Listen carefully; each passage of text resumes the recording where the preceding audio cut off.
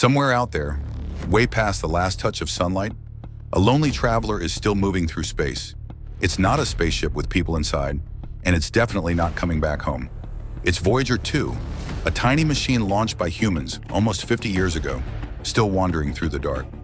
Most people think it's just out there, quietly sending signals from the edge of everything we know.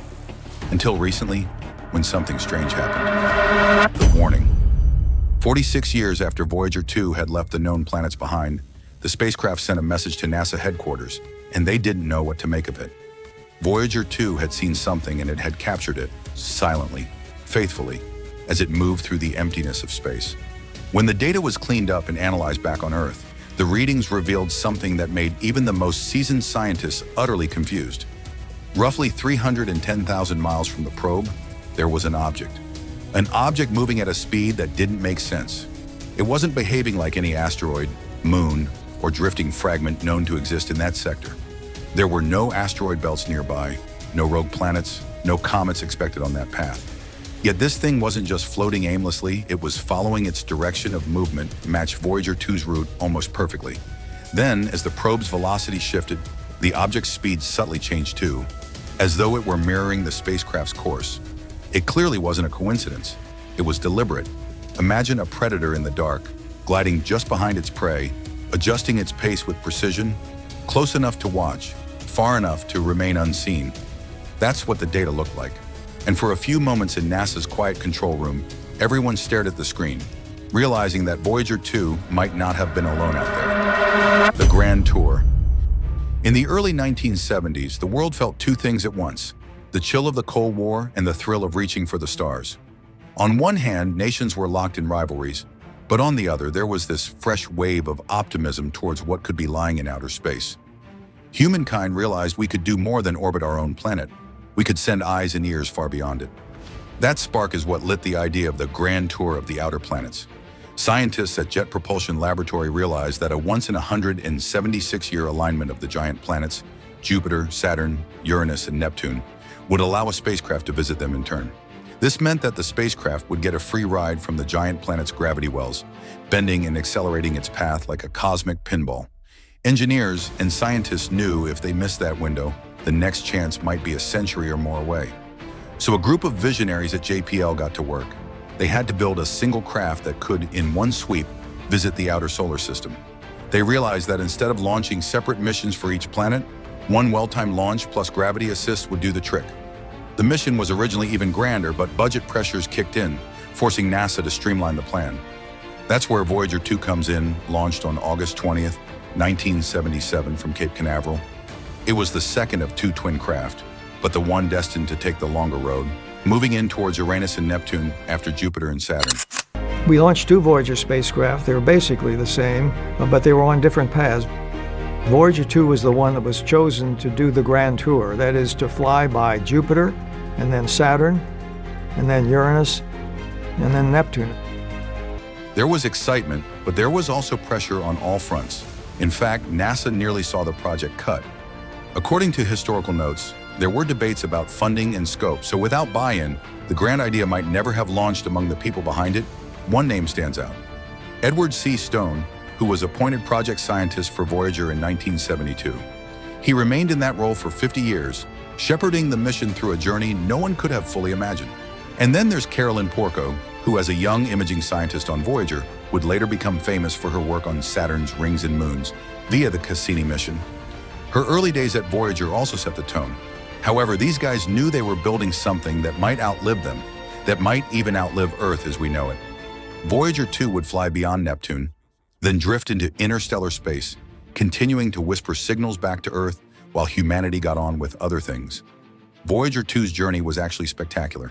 It flew by Jupiter, Saturn, Uranus, and Neptune, becoming the only spacecraft ever to have visited Uranus and Neptune, and each flyby revealed much more than they ever prepared for. The double launch. You might think that a spacecraft called Voyager 2 would have been second out of the gate, but interestingly, Voyager 2 was actually launched first on August 20th, 1977. Its twin, Voyager 1, followed a few weeks later on September 5th, 1977. But the twist is, despite launching later, Voyager 1 overtook Voyager 2 in its voyage away from Earth. thanks to the particular trajectory chosen for it. The two probes were identical in design, same architecture, same suite of scientific instruments built to look into the outer solar system. Each one carried gear to measure magnetism and charged particles in space, to detect cosmic rays and to take imagery of planets, moons, and rings. Their journeys built on the same toolbox of technologies and instruments, enabling scientists to compare what each saw. While we often talk about the Voyager mission, in reality there were two nearly identical ships doing similar but subtly different things.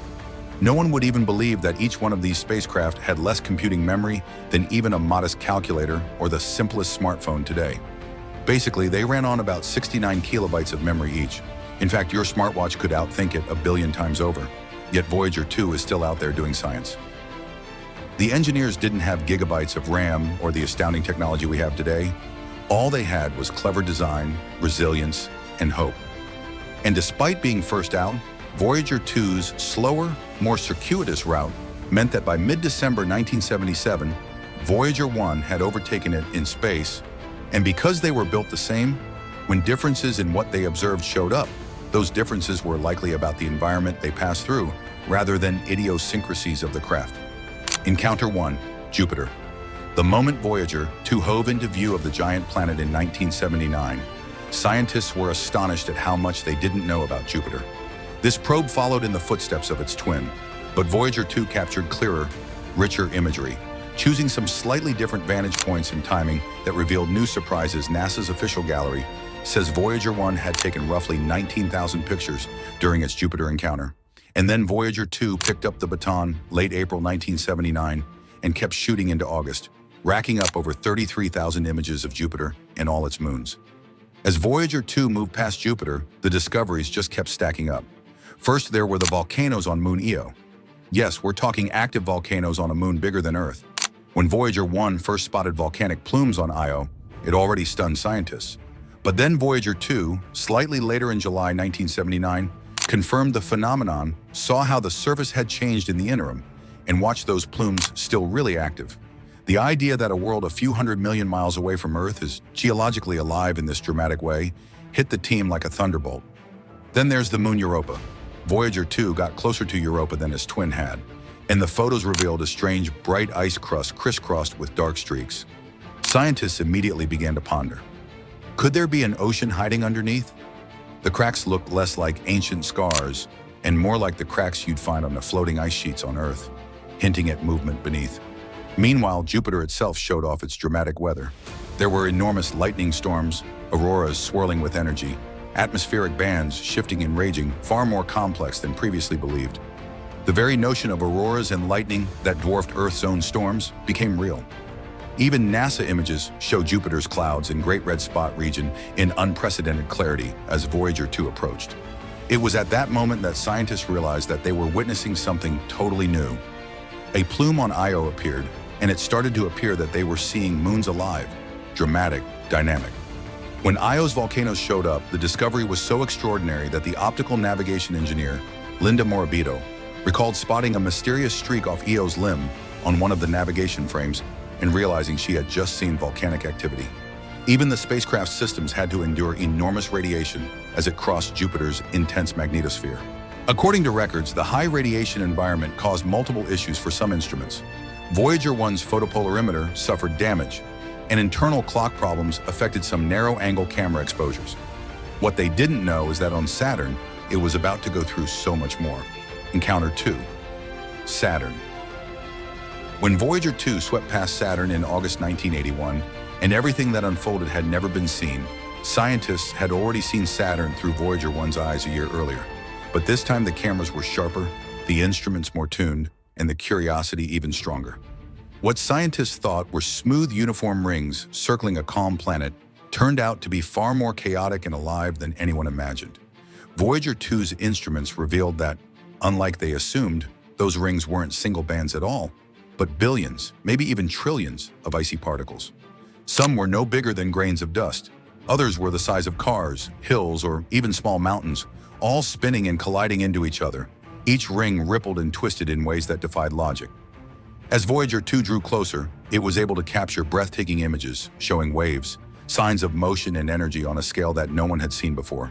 The spacecraft's instruments picked up hints that Saturn's gravitational pull was constantly tugging and reshaping the rings. And in all that chaos, Voyager 2 found two new moons, tiny, potato-shaped worlds named Prometheus and Pandora. They were quickly nicknamed the Shepherd Moons because they orbited on either side of the narrow F-ring, seemingly keeping it in check. One of the biggest surprises came from those waves and ripples that the spacecraft's cameras caught. When scientists studied them, they realized they might be seeing signs that Saturn's rings weren't as ancient as they'd always believed. Instead of being as old as the planet itself, some 4 billion years, the patterns suggested the rings could be relatively young, maybe just a few 100 million years old. That means the rings might have formed around the same time dinosaurs were walking. The Earth researchers also proposed that perhaps a large moon had once wandered too close to Saturn and been torn apart by its immense gravity, leaving behind a glittering halo of ice and rock. But beyond the science, there was something hauntingly beautiful about what Voyager 2 saw. Its curiosity didn't stop at the rings. As it drifted closer to the planet's largest moon, Titan, it picked up something puzzling. A thick orange haze that completely concealed the surface. Through its instruments, scientists detected nitrogen and other gases swirling in an atmosphere so dense, it was hard to believe it belonged to a moon. It was the only moon in the solar system with a substantial atmosphere. Something so Earth-like, yet so alien. What lay beneath that orange curtain? Were there oceans? Lakes? Could chemistry there resemble the early conditions of Earth before life began? Those were the questions that Voyager 2 stirred. Questions that would later drive the Cassini-Huygens mission decades later to dive through Titan's haze and land on its surface. Still, there haven't been any answers. Encounter 3. Uranus. 5 years and almost 1 billion miles after leaving Saturn, Voyager 2 reached Uranus in January of 1986. In 1986, Voyager 2 made history by becoming the first and only spacecraft to get a close-up view of Uranus, a planet that had long been a distant blue-green smudge in Earth's telescopes. Approaching it for the first time, the spacecraft revealed a world that was as bizarre as it was beautiful. One of the first things scientists noticed was Uranus's odd tilt. Unlike other planets, which spin more or less upright like a top, unlike most of the other planets, whose spin axes are oriented more or less perpendicular to their orbital plane, Uranus is tipped over on its side. Uranus rolls on its side like a barrel, its axis tilted at a staggering 98 degrees. This strange orientation gave the planet extreme seasons, and each pole would experience decades of sunlight followed by decades of darkness. And it suggested a violent past, possibly a massive collision that knocked the planet sideways long ago. Voyager 2's journey past Uranus actually provided the first opportunity to see how this tilt affected everything from its atmospheric circulation to its magnetic environment. But the discoveries didn't stop with its rotation. Voyager 2 measured Uranus's magnetic field and found it tilted at 60 degrees relative to the planet's rotation and significantly offset from its center, a configuration unlike anything seen elsewhere in the solar system. This strange, lopsided magnetosphere produces auroras that are unlike Earth's and other planets, and that could mean there's a magnetic engine powered by something hidden deep inside the planet. We think it may be generated in the mantle of Uranus, where there is molten water, not molten iron. As it scanned the planet, Voyager 2 also identified 11 previously unknown moons, adding to the 15 already known at the time. The planet itself was far colder than anyone could have imagined. Temperatures in the upper atmosphere plunged to around minus 214 degrees, and despite its bland blue-green appearance, Uranus hides a dynamic system of really chaotic winds. Voyager 2's instruments detected winds that reached speeds of over 900 kilometers per hour, racing around the planet in patterns that still challenge our understanding of atmospheric physics. However, this flyby was not without its own challenges. Uranus's extreme cold nearly caused Voyager 2's camera to malfunction. Engineers had to rely on onboard heaters and carefully timed operations to ensure that the instruments survived long enough to capture meaningful data. Even after overcoming these hurdles, the data still had to traverse the enormous distance back to Earth. But Voyager 2 was built to withstand times like this, and it eventually sent its images and measurements through an antenna smaller than a pizza, traveling billions of miles across space, taking hours to reach the deep space network on Earth. Each image that arrived carried not only visual information, but also the story of human ingenuity, a machine built in the 1970s with computing power far below that of a modern smartphone, performing complex science in cold space. Encounter 4, Neptune.